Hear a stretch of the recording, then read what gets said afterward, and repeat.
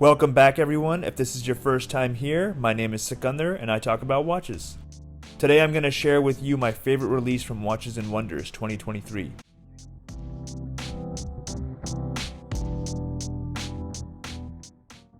And here it is guys, introducing the brand new release from Tudor, the Black Bay 54. This is a new 37mm case design that harkens back to the original Tudor Submariner reference 7792, introduced in 1954, hence why we got the Black Bay 54 moniker with this release. This one here is the bracelet model, but it also comes on a rubber strap. This watch retails for $38.50 on the bracelet, $36.25 on the rubber strap, and is available right now at Tudor retailers.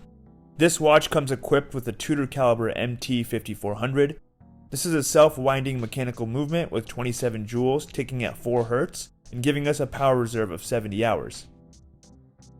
This MT 5400 caliber was also introduced to the updated fixed bezel Black Bay 36 and is available in the non-steel Black Bay 58s and the recently released Pelagos 39.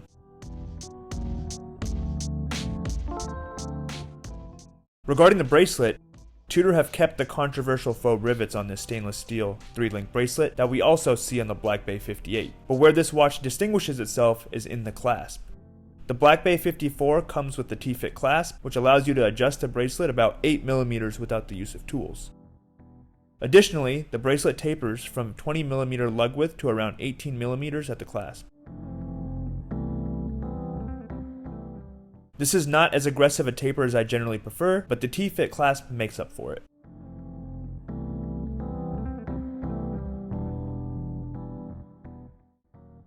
As someone who has also tried the Black Bay 58, I'd say the most notable difference in the feel of these two watches is the case thickness. The Black Bay 54 has a thickness of 11.24mm, but it almost feels even slimmer on the wrist due to some of that height coming from the domed sapphire crystal, which you obviously don't feel on your wrist as part of the wearing experience. For comparison's sake, the Black Bay 58 is 11.9mm thick. As mentioned earlier, the Black Bay 54 has a case diameter of 37mm and a lug-to-lug of 46mm. The water resistance stays at 200 meters with this 54 model, and the watch comes equipped with a screw-down crown. A thing to note, they have shortened the stem on this watch so that the crown protrudes out less from the case than in the Black Bay 58.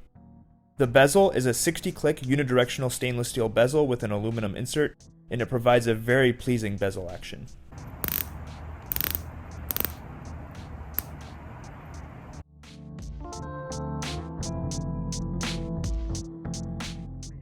The Black Bay 54 stays consistent with the patina look from the original Black Bay 58, but it's toned down on this model. The Black Bay 54 loses the red hit around the lume pip at 12 o'clock, which I actually really like. I think it gives it a subtle, more clean look.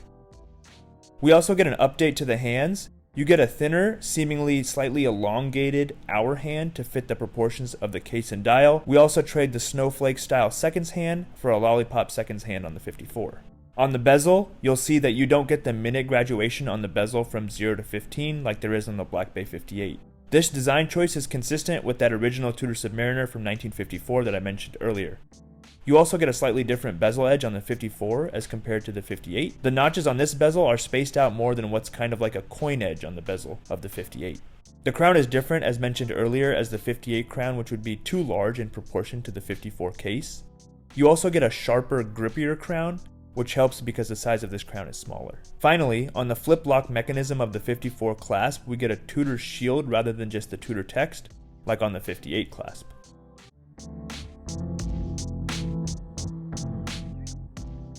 For the sake of comparing the size of the case, I brought out the Submariner.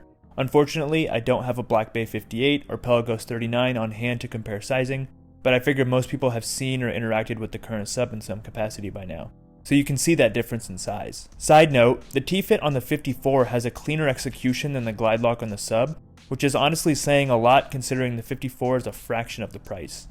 I know the glide lock adjusts to a much greater degree, but it is a bit finicky as compared to the T-fit, which so far has been flawless.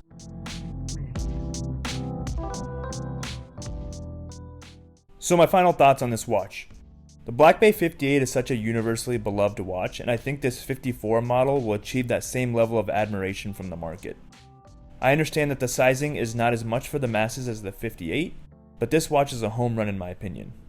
I think this watch speaks to someone like me who enjoys modern reliability but with vintage sizing. I'm 6 feet tall, 175 pounds, and I have a 6.5 inch wrist. This case size is my sweet spot.